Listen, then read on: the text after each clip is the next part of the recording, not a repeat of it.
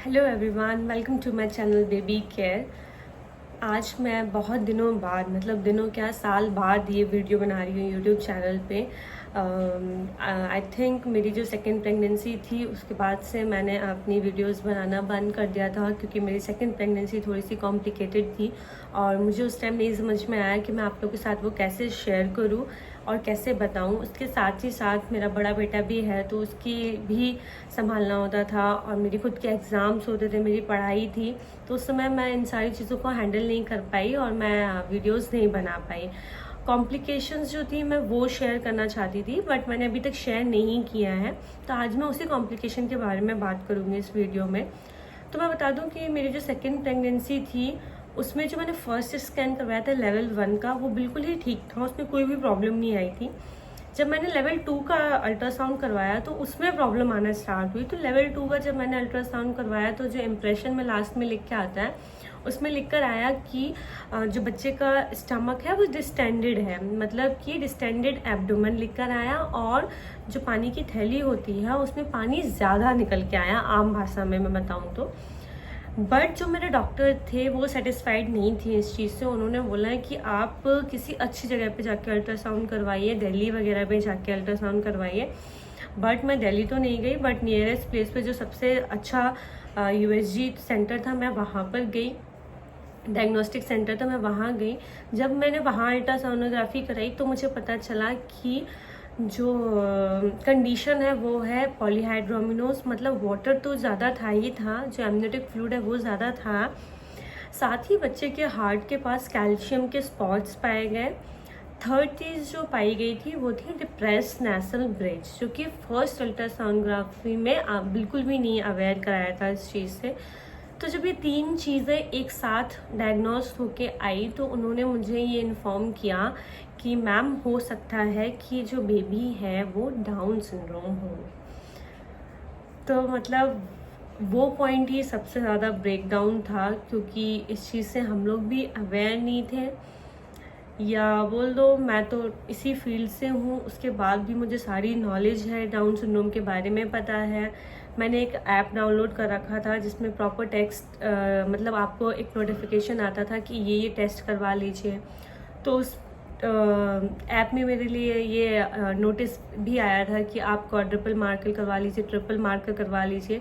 But मैंने कोई भी मार्कर टेस्ट नहीं करवाए, मेरी मैम ने सजेस्ट नहीं किया, ना मैंने मैम से जाके बोला कि मैम मेरे टेस्ट करवा लीजिए, क्योंकि उनको भी ऐसा नीड नहीं लगा।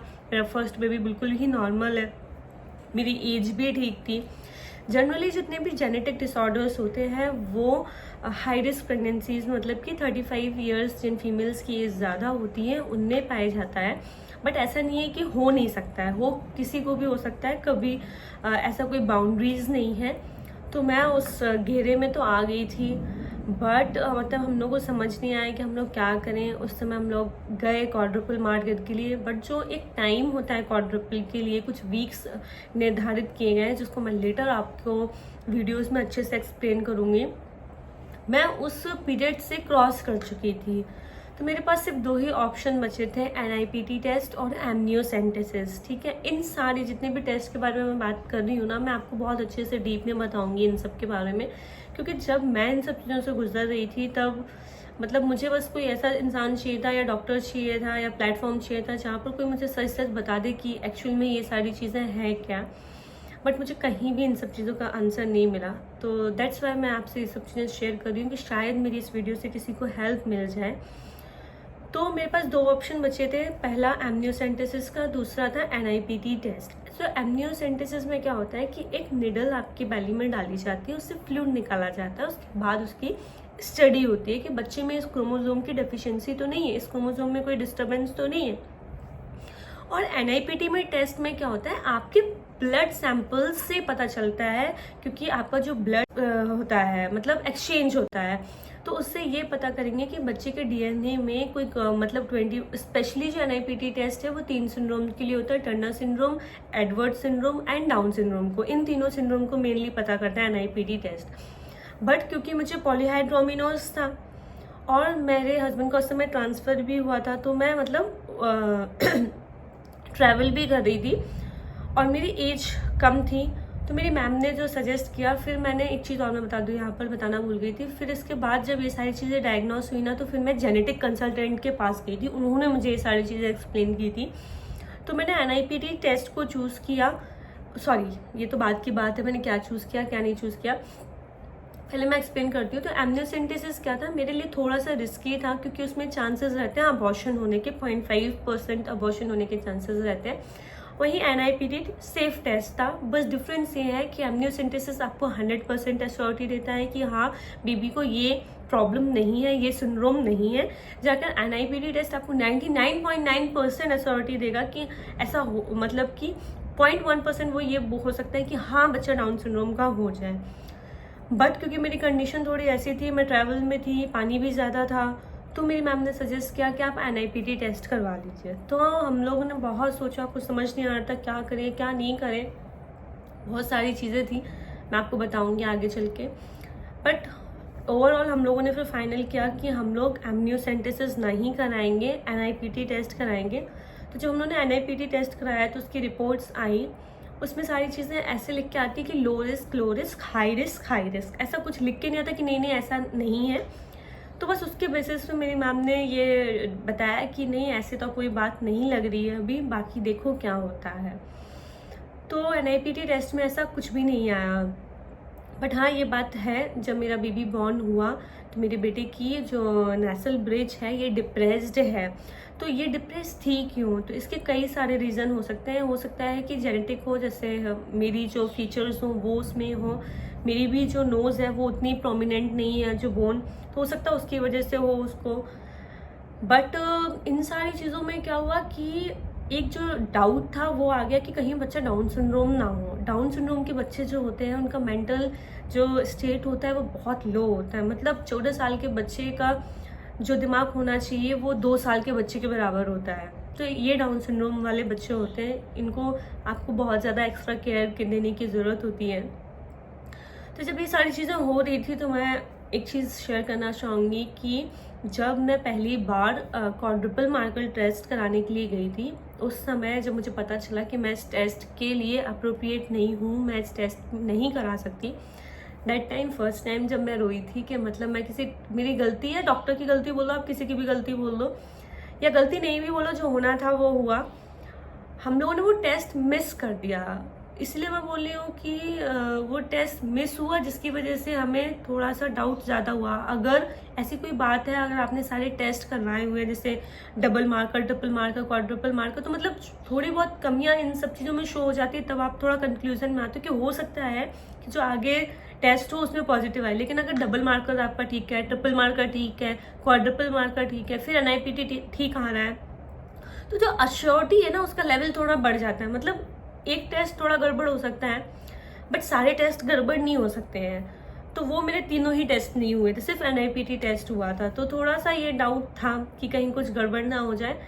बट मैंने और मेरे हस्बैंड ने ये डिसाइड कर लिया था कि अगर ऐसी कोई बात होती है तो फिर हम लोग बेबी को रखेंगे, क्योंकि हमारे दिमाग में ये चीज़ थी कि इन फ्यूचर अगर बाई चांस गलती से जो मेरा बड़ा बेटा है या किसी भी फैमिली में बाद में कोई प्रॉब्लम हो जाए तो हम कोई एक्शन थोड़ी ले सकते हैं।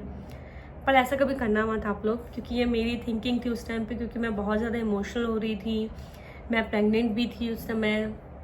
तो मुझे नहीं समझ में आ रहा था कि मैं क्या करूं क्या नहीं करूं। मैं आपको बताऊंगी लेकिन कि आपको क्या करना है आगे वीडियोस में। बस आप लोग मोटिवेट करते रहिए कि मैं वीडियोस बनाती रहूं, क्योंकि मैं थोड़ी डाउन हो जाती हूँ कभी कभी कि मतलब मैं शेयर करूँ या नहीं करूँ। तो मैंने वो जो टाइम होता है ना, हर किसी जितने भी पेरेंट्स हैं उनके लिए बहुत क्रूशियल होता है। उस समय समझ नहीं आता, मुझे ऐसा लगता था कि बस कोई डॉक्टर ये बोल दे कि सब कुछ ठीक है, कुछ नहीं होगा। बट कोई डॉक्टर ये नहीं बोल सकता था, क्योंकि अगर कोई प्रॉब्लम आती है तो आप फिर ये बात नहीं बोलेंगे, फिर आप ये बोलेंगे कि आपने हमें पहले क्यों नहीं बताया, डॉक्टर से आप जाके ये बात बोलेंगे। इसलिए किसी भी डॉक्टर ने मुझे फेक अश्योरिटी बिल्कुल भी नहीं दी थी कि नहीं आपका बच्चा ठीक होगा। उन्होंने मुझे मेंटली ऐसे प्रिपेयर करके रखा था कि हो सकता है कि आपका बच्चा डाउन सिंड्रोम हो, तो आपको प्रिपेयर रहना पड़ेगा इस चीज़ के लिए। खैर उसके बाद मेरा बेबी बॉर्न हुआ, उसमें भी बहुत सारी चीज़ें थी जो डॉक्टर ने कहा था जो वैसा नहीं हुआ जैसा मैम ने बोला था। बट ठीक है, वो मैं आपको धीरे धीरे करके ही बता पाऊंगी क्योंकि बहुत लंबी स्टोरी है।